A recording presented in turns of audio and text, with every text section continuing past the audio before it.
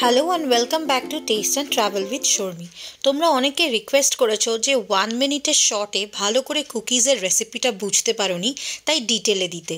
সেই জন্যই কিন্তু আমি এই ডিটেলসের রেসিপিটা তোমাদের জন্য নিয়ে এলাম আরও একবার।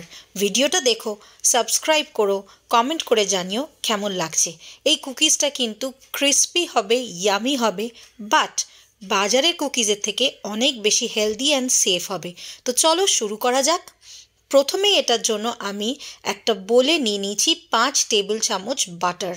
এই বাটারটা হালকা মেল্ট করা, কারণ আমি এটা ফ্রিজ থেকে বার করে অনেকক্ষণ বাইরে রেখে দিয়েছিলাম।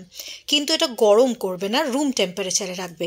তার সাথে আমি ইউজ করেছিলাম মিশ্রির পাউডার। চিনির থেকে মিশ্রির পাউডার অনেক বেশি হেলদিয়ার। তোমরা চাইলে কিন্তু গুড়ের পাউডারও ইউজ করতে পারো, যেটা যে কোনো সুপার মার্কেটে পাওয়া যায়।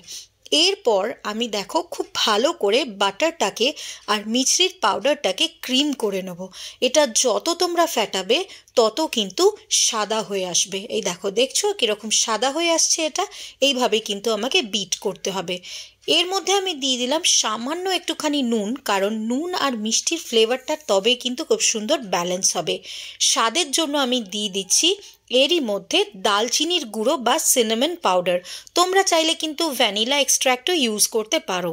আমার কাছে বাড়িতে ভ্যানিলা এক্সট্র্যাক্ট ছিল না, তাই আমি দালচিনির পাউডারই ইউজ করেছি, যাতে বাটারের গন্ধটাও থাকে আর খুব সুন্দর একটা দালচিনিরও গন্ধ আসে।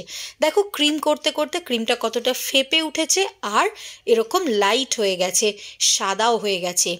এবার এর মধ্যে আমি ইউজ করব 10 টেবিল চামচ আটা। হ্যাঁ, আমি কিন্তু কোনোভাবে এখানে ময়দা ইউজ করিনি, কারণ আমরা সকলেই জানি রিফাইন্ড হুইট ফ্লাওয়ার বা ময়দা আমাদের জন্য কিন্তু একদমই ভালো নয়। তাই আমি ইউজ করেছি এখানে আটা। পুরো কুকিজটা কিন্তু আমি আটা দিয়েই বানাবো। তো দেখো আমি এর মধ্যে আটা দিয়ে দিয়েছি আর ভালো করে বিট করা শুরু করেছি। কিছুক্ষণ পর আমি এর মধ্যে হাফ চা চামচ মিশিয়ে দিলাম বেকিং পাউডার। এটাও কিন্তু যে কোনো সুপার মার্কেটে তোমরা পেয়ে যাবে বেকিং পাউডার। বেকিং পাউডারটা দেওয়ার পর আমি ভালো করে মিক্স করে নিলাম। আর দেখো এরকম একটা মন্ড তৈরি করে নিলাম, যেটা সফট হবে আর একটু ঝুরঝুরে হবে। খুব একটা বেশি কিন্তু মাখা মাখা হবে না। এর সাথে আমি কিছু ফিলিংস ইউজ করেছি, যেগুলো চাইলে তোমরা অ্যাভয়েড করতেই পারো, দিতেই হবে এরকম কোনো ব্যাপার নেই। এই কুকিজটা এমনিই খেতে ভালো হয়। আমি দিয়ে নিয়েছি কিছুটা ড্রাই বেরিজ, কিছুটা ড্রাই ফ্রুটস, যার মধ্যে ছিল আমন্ডস আর কাজুর ছোট ছোট চপ করা। তার সাথে দিয়ে দিয়েছিলাম হোয়াইট চকলেট, কিছুটা চপ করে এর মধ্যে মিশিয়ে দিয়েছিলাম। তোমরা চাইলে কিন্তু আবারও আমি বলছি এটা স্কিপ করতে পারো, এগুলোর দরকার নেই। এই কুকিজটা ন্যাচারালি খেতে খুব ভালো হয়। এরপর ভালো করে এটাকে মিক্স করার পর ছোট ছোট কুকিজের শেপে তৈরি করে আমি মাইক্রোওয়েভে দিয়ে দিলাম। মাইক্রোওয়েভে দেওয়ার পর আমি টেম্পারেচারটা সেট করব। বেক করব আমি এটাকে 200 ডিগ্রি সেন্টিগ্রেডে ফর 12 মিনিটস।